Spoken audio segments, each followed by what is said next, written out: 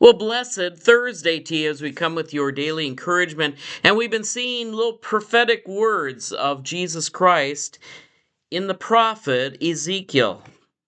Now, this is not comprehensive, but these are specific ones that we even see the church fathers, the ones that came after the New Testament, that really looked into the scriptures and saw Jesus and the prophecies about Jesus being fulfilled.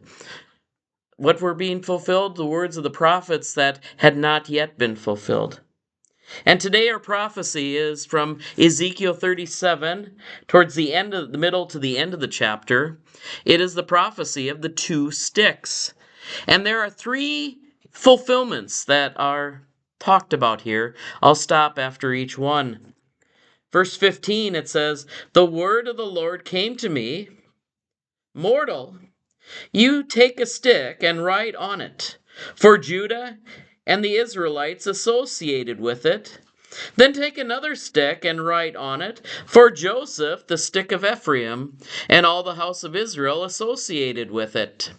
And join them together into one stick, so that they may become one in your hand. And when your people say to you, 'Will you not show us what you mean by these?'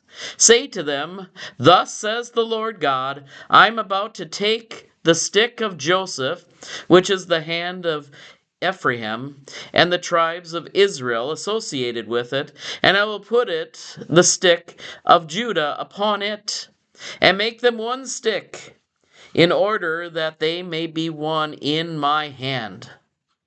And when the sticks on which you write are in your hand before your eyes." I'm going to stop right there and just say, what is God promising to do?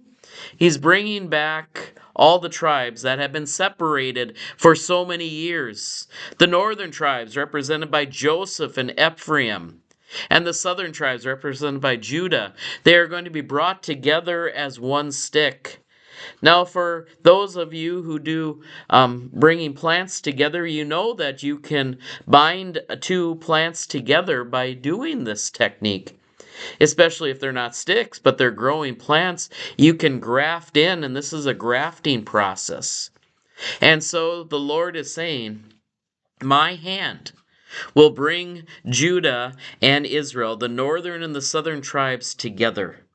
But what else is Ezekiel promised by the Lord? Verse 21, "Then say to them, 'Thus says the Lord God, I will take the people of Israel from among the nations which they have gone, and I will gather them from every quarter and bring them to their own land, and I will make them one nation in the land on the mountain of Israel. And one king shall be king over them all.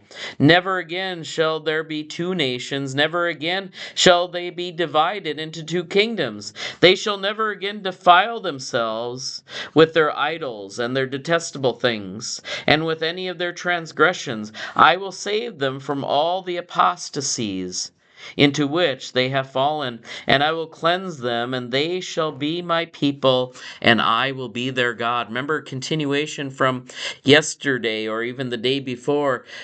They will be my people is the promise that God had given to Ezekiel. And this is what he's saying, is that this is the new Exodus, coming back from all nations, not just from Egypt, but from all nations. Now, if you read Ezra and Nehemiah and the prior to the New Testament, you might ask, was this prophecy fulfilled? Was there one nation again? Was there one ruler who brought them to that promised land? And that was the great disappointment of the reforms of Ezra and Nehemiah when they came back, and others. The people of Israel went against the law of God. And they were not, they did not take away the idolatry and all the other things of the heart. So this leads us to the third of these prophetic words from Ezekiel 37. "My servant David shall be king over them, and they shall all have one shepherd. They shall follow my ordinances and be careful to observe my statutes. They shall live in the land that I gave to my servant Jacob, in which your ancestors lived. They and their children's children shall be there forever, and my servant David shall be their prince forever. I will make a covenant of peace with them. I shall be an everlasting covenant with them, and I will bless them and multiply them, and will set my sanctuary among them forever.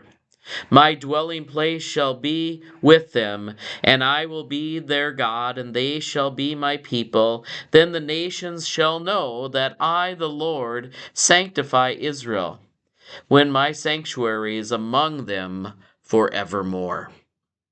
Now we're going to talk about the sanctuary tomorrow, but today I want you to notice the one prince. Who is that one prince? That one shepherd? That one who will lead the people back to the one nation on the holy hill? They were looking for that anointed one. It would be a descendant of David. And of course, we as Christians would probably say, I think I know who that is. That sounds like my Jesus. That sounds like the Lord who came in Jesus and established not just a Passover of remembrance, but a Passover of the present and future, in the cup, in the body and blood, in the meal and the ordinance, to establish a new heaven and a new earth, a new kingdom, restored Israel, called out among the nations. The remnant will be called back, and they will have one Lord and one Prince. And so what we see here in Ezekiel 37 is what I would call a pregnant prophecy, one that you know is still yet to be fulfilled. But we believe that it has been mostly fulfilled in Jesus. But there's still the waiting, right? Still the waiting of not just the renewal of Judah and the northern tribes, but a renewal of all nations being brought back. For Jesus died not just for Israel, he died for all people. And there will be a remnant of those who believe of every nation. That will be a greater exodus, that when we come together and worship with that one prince, that one shepherd, we are bringing the world together under the rule of the King of Kings and the Lord of Lords. What we see here is a preview of the visions of the book of Revelation, where the world is under judgment and under rescue at the same time by the one who is bringing everyone back together again. My friends, let's wait to see what more visions Ezekiel has that we might find fulfilled or being fulfilled through the death, resurrection, and work of Jesus Christ. Take care. God bless. We'll see you tomorrow. Thank you for joining us today.